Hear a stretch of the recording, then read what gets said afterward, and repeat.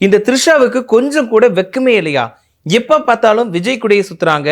கொஞ்சம் கூட இங்கீதம் அப்படிங்கிறது கிடையவே கிடையாதா? இவங்கள பார்த்தாலே எனக்கு கடுப்பா இருக்குப்பா, எரிச்சலா இருக்குப்பா. எதுக்குத்தான் விஜய் அவர்கள் பின்னாடி சுத்துறாங்களோ, இங்க விஜய் அண்ணன் பேரை கெடுக்கிறாங்களோ அப்படின்னு சமூக வலைதளங்கள்ல நிறைய பேர் திட்டி தீத்துட்டு வராங்க. அதே சமயத்துல எதுக்கு நீங்க த்ரிஷாவை குறை சொல்றீங்க? ஏன் உங்க விஜய்க்கு எங்க அறிவு போச்சு? அவருக்கெல்லாம் கொஞ்சம் வெக்கமானமே இருக்காதா? எதுக்கு எடுத்தாலும் த்ரிஷாவையே குறை சொல்றீங்க? விஜய் அவர்கள் நினைச்சாலும் இதை தடுக்க முடியும் தானே அப்படின்னு இன்னொரு தரப்பினர் சரமாரியா கேள்வி கேட்டுட்டு வராங்க. எஸ், இதை பத்தி தான் நாம இன்னைக்கு இந்த பதிவுல விரிவா பார்க்க போறோம். இப்போ சமூக வலைதளங்கள்ல கொஞ்சம் காலங்கள் கூட சொல்ல முடியாது, நிறைய மாதங்களா, தொடர்ந்து ஒரு 4-5 மாதங்களா விஜய் த்ரிஷா இவர்களோட பேர் தான் அடிபட்டுட்டு வருது. அதுக்கு முக்கியமான காரணம் என்ன அப்படிங்கிறது எல்லாருக்குமே தெரிஞ்ச விஷயம் தான். விஜய் அவர்களோட மனைவி சங்கீதா திடீர்னு விவாகரத்து வேணும்னு மனு தாக்கல் பண்ணிட்டாங்க. ஸோ அந்த மனு தாக்கல் என்ன சொல்லியிருந்தாங்க? என்னோட கணவருக்கு ஒரு நடிகை கூட தொடர்பு இருக்குப்பா, திருமணத்தை மீறின ஒரு உறவு இருக்கு, அதை நாங்கள் தடுத்து பார்த்தோம், முடியலை. ஸோ இதனால நான் மட்டும் இல்லாமல் என்னோட குழந்தைகளுமே பாதிக்கப்படுறாங்க, அதனால நான் விவாகரத்து கேட்குறேன்னு அந்த மனு தாக்கலை சொல்லியிருந்தாங்க.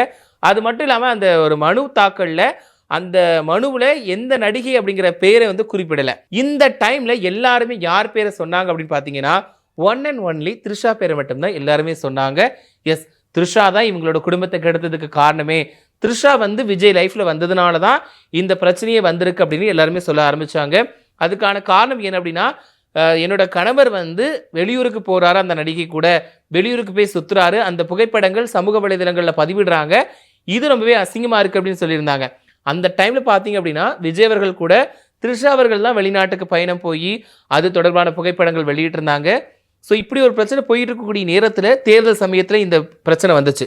இப்போ விஜய் அவர்கள் இது தொடர்பாக வாயை திறக்கவே இல்லை. இது எல்லாருமே கேட்ட கேள்வி. விஜய் அவர்கள் இது தொடர்பாக வாயை திறக்கணும் அப்படின்னு எல்லாருமே எதிர்பார்த்தாங்க, ஆனால் வாயை திறக்கவே இல்லை. ஆனால் கொஞ்சம் கூட யாருமே எதிர்பார்க்காத மாதிரி ஒரு விஷயத்த பண்ணாரு விஜய். என்னன்னா, ஒரு திருமண நிகழ்ச்சிக்கு த்ரிஷா அவர்களை கூட்டிட்டு போனாரு. அப்போ கூட 2 பேருமே ஒரே போல காஸ்டியூம் போட்டிருந்தாங்க. இது விஜய் அவர்களோட ரசிகர்களுக்குமே ஆதங்கத்தை ஏற்படுத்தி இருந்துச்சு. எப்படி இப்படி ஒரு விஷயத்த பண்ண முடியும்? அதுவும் இவர் மேல நிறைய குற்றச்சாட்டுகள் இருக்கு, மனைவி புகார் கொடுத்திருக்காங்க. அப்படி இருக்கும்போது இப்போ ஒட்டுமொத்த தமிழ்நாடுமே இந்த ஒரு விஷயத்தை பத்தி தான் பேசிட்டு இருக்காங்க அப்படின்னு தெரிஞ்சுமே எப்படி விஜய் அவர்கள் த்ரிஷாவை கூட்டிட்டு நிகழ்ச்சிக்கு போகலாம் அப்படின்ற கேள்வி வச்சாங்க. அப்போ கூட த்ரிஷாவும் சரி விஜய் அவர்களும் சரி இது தொடர்பாக வாய் திறக்கல. சரி, இது ஒரு பக்கம் முடிஞ்சு போச்சு அப்படின்னு நினைச்சா, தேர்தல் ரிசல்ட் சமயத்துல மே 4ஆம் தேதி ரிசல்ட் வந்துச்சு. அன்னைக்கு த்ரிஷா அவர்களோட பர்த்டே. அந்த ரிசல்ட் விஜய் அவர்களுக்கு சாதகமா வந்துட்டு இருக்குன்னு தெரிஞ்சதுக்கு அப்புறமா த்ரிஷா விஜய் அவர்களோட வீட்டுக்கு போனாங்க. இதனால நிறைய பேர் கொந்தளிச்சாங்க. சரி, ஏதோ இப்படி போதுன்னு ஒளிஞ்சது அப்படின்னு விட்டா, திரும்ப பாத்தீங்க அப்படின்னா விஜய் அவர்களோட பதவியேற்பு விழா, முதலமைச்சரா விஜய் அவர்கள் பதவியேற்பு விழாவுக்கு போனாரு. அப்போ த்ரிஷா கலந்துக்கிட்டாரு. இப்போ என்னன்னா, த்ரிஷா இதுக்கு கலந்துக்கிட்டாங்க அப்படிங்கிறத தாண்டி த்ரிஷாவுக்கு முன்னுரிமை கொடுத்திருந்தாங்க, அதுவும் முதல் சீட்ல. ஏன்னா விஜய் அவர்களோட நிறைய ஃப்ரெண்ட்ஸ் அங்கே வந்திருந்தாங்க, பட் அவங்களுக்கு முன்னுரிமை கொடுக்கல. ஆனா த்ரிஷாவுக்கு மட்டுமே அங்க முன்னுரிமை கொடுத்ததுனால நிறைய பேர் கொந்தளிச்சாங்க. எப்படி மனைவி, மகன், மகள் இவங்க 3 பேரையுமே கலட்டி விட்டுட்டு எப்படி த்ரிஷாவுக்கு முன்னுரிமை கொடுப்பாங்க? அவங்களோட குடும்பத்துல முக்கியமானவங்க அந்த 3 பேரு, அவங்களுக்கு அங்க இடம் கொடுக்கலையே அப்படின்ற ஆதங்கத்தை வெளிப்படுத்தினாங்க. இப்பெல்லாம் இந்த விஷயம் போய்கிட்டு இருக்கக்கூடிய நேரத்துல நடிகர் அஜித்குமார் அவர்களுடைய தாயார் மறைஞ்சிட்டாங்க. அவங்களோட மறைவுக்கு நிறைய பேர் இரங்கல் தெரிவிச்சாங்க. நேர்ல போயிட்டுமே அஞ்சலி செலுத்திட்டு வந்தாங்க. ஸோ இதுக்கு சிஎம் விஜய் அவர்களுமே போயிருந்தாங்க. அங்கதான் எல்லாருமே ஒரு கோவப்படக்கூடிய விஷயம் நடந்துச்சு. அந்த இடத்துக்குமே த்ரிஷா விஜய் அவர்கள் கூட சேர்ந்து போயிருந்தாங்க. இதுவும் எப்படி வெக்கமே இல்லாம அந்த கான்வாயில போயிட்டு விஜய் அவர்கள் கூட த்ரிஷா போவாங்க அப்படின்ற கேள்வியும் முன் வச்சாங்க. கொஞ்சம் கூட நாகரிகம் அப்படின்னா என்னன்னு தெரியாதா அப்படின்ற மாதிரி த்ரிஷா மேல நிறைய பேர் கடிஞ்சுக்கிட்டாங்க. இன்னொன்னு என்னன்னா, அஜித்குமார் அண்ட் த்ரிஷா 2 பேருமே நல்ல நண்பர்கள். அப்படி இருக்கப்போ த்ரிஷா தனியாவே போயிருக்கலாம் அப்படின்ற ஒரு மாதிரியான கேள்விகளையுமே நிறைய பேர் முன் வச்சாங்க. இன்னொன்னு என்னன்னா, விஜய் அவர்கள் எதுக்காக தேவையில்லாம இந்த மாதிரி பண்றாரு அப்படின்னு விஜய் அவர்களோட ரசிகர்களை நிறைய கேள்விகளை எழுப்பினாங்க, தங்களோட ஆதகத்தை வெளிப்படுத்தி இருந்தாங்க. அண்ணா, நீங்க பண்றது கொஞ்சம் கூட சரியில்லைன்னா, நாங்க அந்த நீங்க 2 பேரும் நிகழ்ச்சிக்கு கலந்துக்கிட போகும்போதே நாங்க நிறைய அப்செட் ஆகிட்டோம். ஆனா நீங்க மறுபடி அதே விஷயத்த பண்றீங்க. ஏன்னா உங்களோட ரசிகர்கள், தொண்டர்கள் எல்லாருமே உங்களை நம்பி தான் ஓட்டு போட்டிருக்கும், உங்களை முதல்வர் ஆக்கியிருக்கும். ஆனா நீங்க ஏன் இப்படி தேவையில்லாம இந்த விஷயத்த பண்றீங்க? உங்களை த்ரிஷா கூட பார்க்கறதுக்கு கொஞ்சம் கூட சகிக்கவே இல்லை. த்ரிஷா மூஞ்ச பார்த்தாலே எரிச்சலா இருக்கு, உங்களால த்ரிஷா மேலதான் வெறுப்பு வருது அப்படின்ற மாதிரி நிறைய பேர் கடிஞ்சு கொட்டுனாங்க. என்ன இப்போ இதெல்லாம் ஒரு பொம்பளை அப்படின்ற மாதிரிலாம் கேள்விகளை எழுப்புனாங்க. கொஞ்சம் கூட கூச்சனாச்சுமே இல்லையா? எப்படி விஜய் அவர்கள் கூட போறதுக்கு இவங்களுக்கு மனசு வருது? இவங்களை பார்த்தாலே அவ்வளோ காண்டா இருக்கு, இரிட்டேட்டா இருக்கு. ச்சே இவங்கள என்னதான் பண்றதுன்னு சொல்லல, என்ன சொல்லி திட்டுறதுன்னு தெரியல அப்படின்ற மாதிரி நிறைய பேர் வந்து நொந்து கமெண்ட்களை போட்டாங்க. அதே மாதிரி நிறைய பேர் வந்து வீடியோக்களும் வெளியிட்டாங்க. ஏன்னா அந்த அளவுக்கு இவங்க 2 பேரும் சேர்ந்து போறத வந்து நிறைய பேருக்கு பிடிக்கவில்ல. ஏன்னா என்ன ரிலேஷன்ஷிப்ல நீங்க இருக்கீங்க அப்படிங்கிறத நீங்க இன்னும் வெளிப்படுத்தவே இல்ல. அந்த நிகழ்ச்சிகள்ல நீங்க வந்து ஃப்ரெண்ட்ஸா இருந்தா சரி, ஓகே. அண்ணன் தங்கச்சியா இருந்தா சரி, எதுவா இருந்தாலும் நீங்க வெளிப்படையா சொல்லுங்க. இப்போ வந்து இது வந்து உங்களோட தனிப்பட்ட விருப்பம், தனிப்பட்ட வாழ்க்கை அப்படிங்கிறத தாண்டி விஜய் அவர்கள் வந்து சிஎம்மா இன்னைக்கு தமிழ்நாட்டோட சிஎம்மா பதவியேற்று ஆட்சி நடத்திட்டு வர்றாரு. அப்படி இருக்கக்கூடிய ஒரு நபர் வந்து இப்படி ஒரு விஷயத்த பண்றது யாருக்கும் பொறுத்துக்கிட முடியல அப்படின்னு விஜய் அவர்களோட ரசிகர்களே சொல்லிட்டு இருக்காங்க. இதுக்கு மேல எங்களால முட்டு கொடுக்க முடியாது, நீங்க பண்றது கொஞ்சம் கூட சரியில்லை அப்படின்னு அவங்களே நொந்துகிட்டு இருக்காங்க. இது ஒரு பக்கம் இருக்கு அப்படின்னு பாக்குறப்போ இன்னொரு தரப்பில் என்ன சொல்றாங்கன்னா, எதுக்கு நீங்க த்ரிஷாவை குறை சொல்றீங்க, எல்லாமே விஜயும் சேர்ந்து தானே கூட்டிட்டு போறாரு, அப்ப நீங்க விஜய் அவர்களை பார்த்தும் கேள்விகளை கேட்கணும்ல. விஜய் அவர்கள் கூட்டிட்டு போறது அப்ப தப்பு தானே, அப்ப நீங்க விஜய் அவர்களை பார்த்து கேள்வி கேளுங்க. ஏன் விஜயன்னா உங்களுக்கு வந்து கொஞ்சம் கூட இந்த மாதிரி கூட்டிட்டு போகிறதுக்கு நாகரிகம் தெரியலையா, உங்களுக்கு கொஞ்சம் கூட வெட்கமா இல்லையா, மக்கள் வந்து இவ்வளவு கேள்விகள் கேட்கிறாங்களே அதுக்கே பதில் சொல்ல மாட்டீங்க, எதுக்கு திரிஷா கூடவே கூட்டிட்டு எல்லா பக்கமும் சுத்துறீங்க அப்படின்னு விஜய் பார்த்து நீங்க கேள்விகள் கேளுங்க அப்படின்னு இன்னொரு தரப்பினரும் கேள்விகளை முன்வைக்கிறாங்க. ஏன்னா இப்படிதான் இப்ப சமூக வலைதளங்களை வந்து அடிபட்டு இருக்காங்க. என்னன்னா ஒரு பக்கம் த்ரிஷாவை குறை சொல்றதும், இன்னொரு பக்கம் விஜய் அவர்களை குறை சொல்றதும், இன்னும் சிலர் வந்து 2 பேரையுமே குறை சொல்றதும் இப்படிதான் போய்கிட்டு இருக்கு.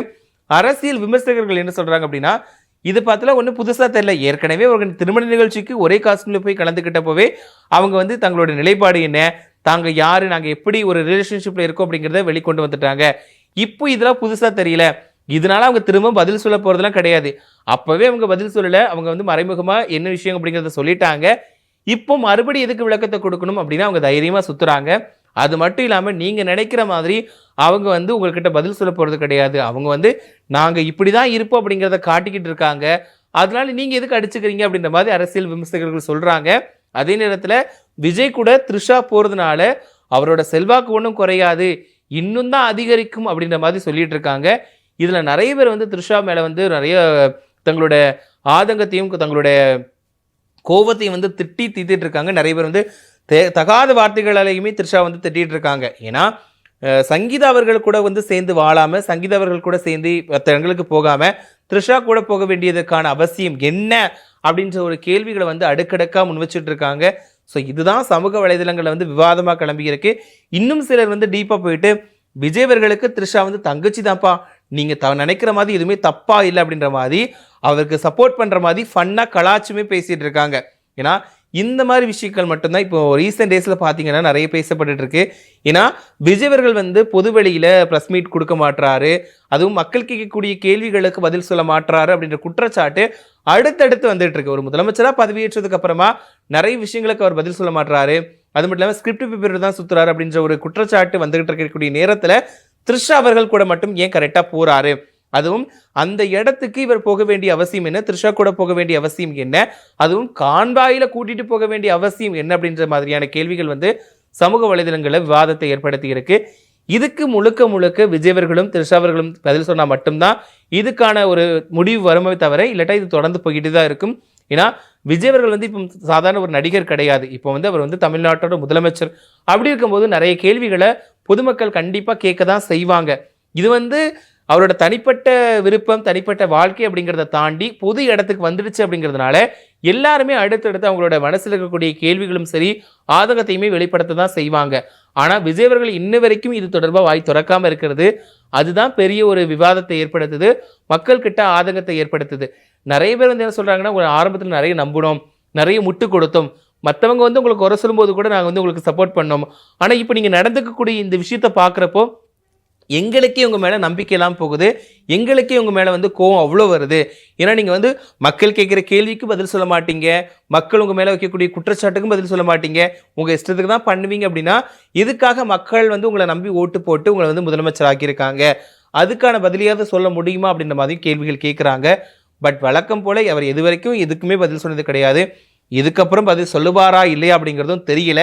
பட் நீங்க இந்த இவங்களோட பத்தி நீங்க என்ன நினைக்கிறீங்க, அதாவது விஜய் த்ரிஷா இவங்களோட ரிலேஷன்ஷிப்பை பத்தி என்ன நினைக்கிறீங்க, மற்றவங்க சொல்ற மாதிரி இது வந்து வேறு மாதிரி உங்களுக்கு தோணுதா, இல்லாட்டா வந்து ஒரு ஃப்ரெண்ட்ஸுப்பா அண்ணன் தங்கச்சி மாதா அப்படிங்கிற தோணுதா அப்படிங்கிற உங்களோட கருத்துக்களை மறக்காம கமெண்ட்ல சொல்லுங்க. அது மட்டும் இல்லாமல் இவங்க நிறைய நிகழ்ச்சிகளுக்கு போய் சேர்ந்து கலந்துக்கிறத பத்தி நீங்க நினைக்கிறீங்க. ஒருவேளை விஜய் அவர்கள் கிட்ட இந்த கொஸ்டின் தான் நான் கேட்பேன், ஒருவேளை நேரடியா நான் அவர் வந்து சந்திக்கக்கூடிய வாய்ப்பு கிடைச்சதுன்னா நான் இந்த விஷயத்தை பத்தி தான் அவர்கிட்ட கேட்பேன் அப்படின்னா அது என்ன கேள்வி அப்படிங்கிறதையும் மறக்காம கமெண்ட்டை சொல்லிடுங்க.